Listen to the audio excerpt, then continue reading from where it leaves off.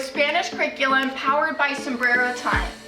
And we want to invite you into more conversation. We started in July, took a hiatus to do live training, launch private program, and now we're back. And I've been thinking about you because the holidays can be so stressful and we don't want you to drag into your vacation time. That's one of the beautiful things about teaching. We work hard and then we get these big vacations to enjoy our friends and family. And I want you to be able to do that well.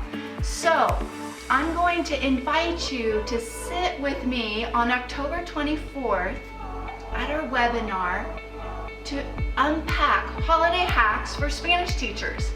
And the acronym that we're going to unpack is SIT. Come sit with me. We're going to talk about the sugar-loaded students that are going to be in your classroom.